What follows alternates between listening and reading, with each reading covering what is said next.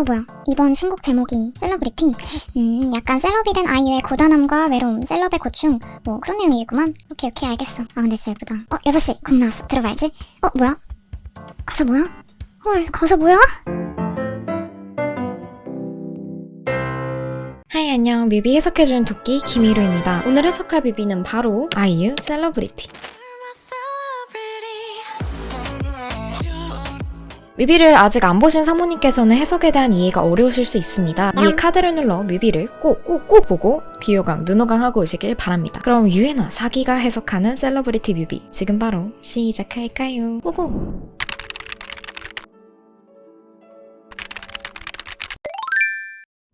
자, 이번 곡은 뮤비를 보기 전에 곡 소개글을 무조건 봐야 합니다. 티저 공개 때만 해도 디즈니 공주 뺨치는 화려한 컨셉의 사진과 영상들이 공개되어서 많은 팬분들이 이번 곡은 셀럽의 고충, 외로움, 고단함 뭐 이런 내용의 곡이겠구나 라는 추측을 많이 하셨던 것 같아요. 사실 저도 그랬거든요. 아니 그런데 이게 웬걸? 곡이 공개되고 나서 보니 그런 내용이 아니었다는 거죠. 이번 곡은 남들이 만들어 놓은 기준에 맞지 않다는 이유로 소외감을 느끼는 사람들을 위한 메시지를 담고 있습니다. 남들이 볼 땐 쟤는 좀 이상하다, 좀 특이한 것 같아 라며 미움의 눈초리를 받는 사람들에게 그래도 넌 아름다워, 다른 사람들이 그렇게 생각하더라도 넌 나의 별, 셀러브리티야 라고 말해주는 위로의 곡인 것이죠. 그래서 많은 팬분들이 예상치 못한 위로의 메시지에 더 큰 반전과 감동을 느끼지 않았을까라는 생각이 들기도 하네요. 그렇다면 이 주제를 바탕으로 뮤비를 한번 살펴볼까요?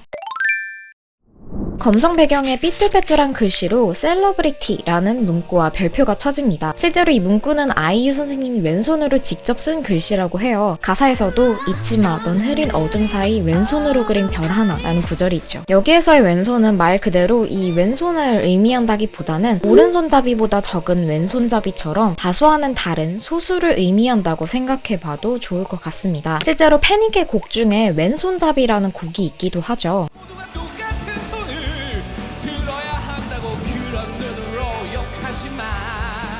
또한 삐뚤빼뚤하면 뭐 어때? 꼭 반듯하게 써야만 빛나진 않잖아? 라는 듯한 메시지를 전달하고 있는 것 같기도 합니다. 이러한 부분을 시각적으로 보여주고 있는 뮤비의 인트로. 이 뮤비에선 2명의 아이유가 등장합니다. 이 두 아이유는 뮤비 속에서 상당히 대조된 모습을 보여줍니다. 이 뮤비의 주인공인 첫 번째 아이유는 셀러브리티의 전형적인 모습을 보여주고 있습니다. 마치 황제가 입을 법한 커다란 망토를 걸치고 외롭게 앉아있지만 그 뒤엔 수많은 사람들이 그 망토 뒤에 서있죠. 아이유 선생님이 2019년 데이즈 에서 어릴 땐 행복할 틈이 없었거든요. 해야 할 일도 증명해야 할 것도 많았으니까요. 책임감과 부담감이 컸어요 라는 인터뷰를 했는데, 이를 바탕으로 했을 때 아이유 어깨에 걸친 망토 위에 서 있는 사람들은 자신의 성과에 달려있는 수많은 사람들과 그에 대한 책임감, 부담감을 상징하는 것 같기도 합니다. 그리고 그는 대중 앞에서 가장 대중적이어야 하는 셀러브리티이기 때문에 그 대중의 시선에 맞춰 가장 대중적인 모습으로 꾸며지게 되죠. 하나의 셀럽을 만들기 위해 더해지는 수많은 손길들, 프라이빗한 공간이어야 할 대기실마저도 그를 이슈화하기 위한 시선들이 멈추지 않습니다. 자, 그리고 여기에서 이 셀러브리티 아이유와 대조되는 인물이 있죠. 바로 눈 위에 점이 있는 또 다른 아이유, 이지동이라고 칭해볼게요. 메이저함과 셀럽으로서 대중적으로 맞춰진 나의 모습, 책임감과 부담감을 양 어깨에 지고 있는 아이유의 모습과 달리 이지동은 마이너, 즉 사회적 기준에 맞지 않다고 여겨지는 사람을 상징하고 있다고 추측이 됩니다. 곡 소개글을 참고한다면 아이유 선생님이 이 곡을 만드는데 뮤즈가 되어주었던 사회적 기준에 잘 맞지 않는다는 이유로 미움을 받곤 했던 별난 친구를 상징하고 있다고 볼 수도 있을 것 같아요. 이지동은 다수가 걸어가는 길을 거스르며 등장하고 자유를 상징하는 히피 패션을 통해 대중의 시선과 사회적 기준에 맞춰져 있는 뮤비 속의 아이유라는 인물과는 상반된 모습을 보여주고 있죠. 또한 이 테이블에서 TV 속에 비춰지는 셀러브리티와 대치되는 위치에 이지동을 배치하여 연출함으로써 이 둘이 대조된 성격을 가지고 있다는 것을 더욱 보여주고 있다고 생각합니다. 자신을 누르는 중압감과 반짝거려야 한다라는 책임감으로부터 달아난 아이유 선생님은 그곳에서 자신과 대조된 이지동을 만나게 되고, 자신과 똑같이 생긴 얼굴로 인해 놀란 것도 있겠지만 제 생각에는 아마 이 뮤비 속의 아이유가 이지동에게서 자신에게선 또 볼 수 없었던 또 다른 반짝거림, 마치 왼손으로 그린 별과 같은 반짝거림을 발견한 게 아닐까 싶기도 해요. 대중이 원하는 것을 늘 따라가던 이 뮤비 속의 아이유라는 인물은 이지동이라는 인물을 쫓으며 처음으로 다수를 역행하기도 합니다. 뮤비 속 아이유는 이지동이라는 인물을 만나는 순간부터 자신이 맞춰야 했던 다수의 시선에 대한 강박은 사라지게 되고 반짝거림에 대한 본질에 대해 고민하기 시작합니다. 특히 이 장면은 마치 어린 왕자의 한 장면을 떠올려 떠올리게 하기도 하는데요. 어린 왕자에 등장하는 수많은 인물 중에서도 별을 세는 사업가가 떠오르는 장면이었습니다. 별을 세는 사업가는 바쁘게 별의 개수를 세며 자신이 센 빛나는 별을 소유하고자 하는 인물로 등장합니다. 하지만 어린 왕자가 아저씨는 왜 그렇게 바쁘게 별을 세는 거예요? 그 별은 아저씨에게 무슨 의미인가요? 라는 계속된 질문에 결국 대답을 하지 못하게 됩니다. 바쁘게 별을 세고 그 빛나는 별을 소유하려고 하지만 별을 세는 것 그 자체에 치중되어 어느 순간 반짝거리는 별의 의미라는 본질을 잊게 된 것이죠. 이는 어느 순간부터 반짝거림은 무조건 대중성을 상징한다는 생각과 그렇다면 반짝거리며 빛나는 것은 무엇일까에 대한 본질을 어느 순간부터 잊은 채 대중의 시선에게만 맞춰진 셀러브리티가 되어가는 나의 모습을 빗대어 보여주는 듯합니다. 그리고 또 다른 반짝거림을 가진 이지동을 만나면서 자신이 늘 그렇다고 생각해온 반짝거림의 기준이 흔들리기 시작하는 것이죠. 마침내 수많은 사람들에 의해 꾸며지고 대중의 시선에 맞춰진 사회적 셀러브리티만이 빛나는 별이 아닌 이 세상 모두가 각자의 유일한 반짝임을 가지고 있는 셀러브리티라는 것을 깨닫게 된 아이유.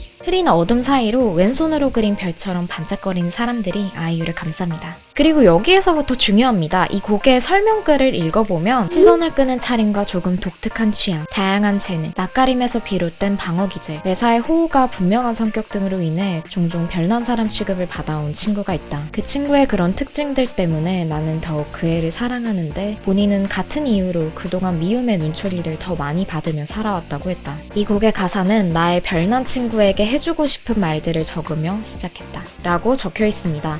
이 장면은 바로 이 설명글을 그대로 옮겨놓은 듯한 장면이었던 것 같아요. 자신의 별난 친구에게 위로의 말을 전하려는 순간 이지동이 있어야 할 곳에 거울에 비친 내 모습만 보이는 장면을 통해 결국 이지동은 나 자신이었다는 것을 보여주죠. 나의 별난 친구에게 해주고 싶었던 말을 적으며 시작했던 가사말이지만 작업을 하다 보니 점점 이건 나의 얘기이기도 하다는 것을 깨달았다 라는 곡 소개글처럼요. 이 순간부터 대중성을 상징하던 뮤비 속 아이유와 대중성에 반대되는 별난 인물들을 상징하던 이지동으로 분리되었던 이 두 인물들은 하나로 합쳐지게 됩니다. 더 거시적으로 본다면 마지막 장면의 아이유는 결국 우리 모두를 상징한다고 볼 수 있겠네요. 자신도 결국 남들이 만들어 놓은 기준에 맞지 않는 사람이라는 이유로 소외감을 느껴본 적 있는 왼손으로 그린 삐뚤빼뚤하지만 어둠 속에서 빛나는 별이라는 것을 깨닫게 된 아이유는 자신을 향한 스포트라이트로부터 벗어나 달려갑니다. 이 장면이 초반에 자신을 향한 스포트라이트로부터 벗어나는 장면과 다른 이유, 그 장면에서부터 더 발전한 이유는 바로 이 밖으로 나가면 더 이상 빛나지 않을 거라 생각하기에 도망친 장면에서 이 밖으로 나가더라도 우린 모두 유일한 반짝임을 가진 셀러브리티이므로 여전히 반짝거릴 거라는 것을 알고 있다는 점으로 이어지면서 초반에 나보다 더 깨달음을 얻은 모습이라고 볼 수 있을 것 같습니다. 어둠 속에서도 그리고 스포트라이트를 벗어났어도 계속 반짝거리는 아이유를 마지막으로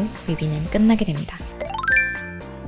이번 뮤비는 VM 프로젝트에서 제작이 되었는데요. 이 프로덕션이 바로 삐삐 뮤비를 제작해주신 곳입니다. 그래서 삐삐의 뮤비 그리고 가사와도 이어본다면 연결할 수 있는 부분들이 보이는 것 같아요.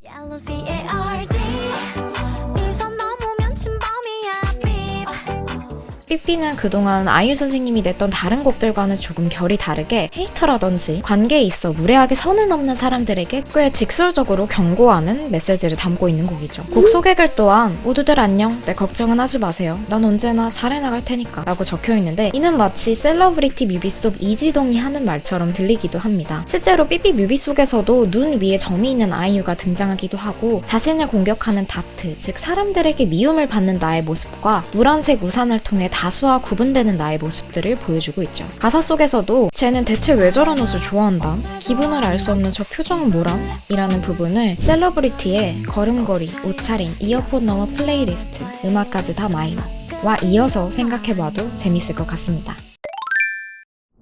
삐삐처럼 이번 곡의 가사를 보면 아이유 선생님의 이전 곡, 특히나 위로의 메시지를 담은 곡들을 연상하게 하는 부분들이 꽤 보이는 것 같아요.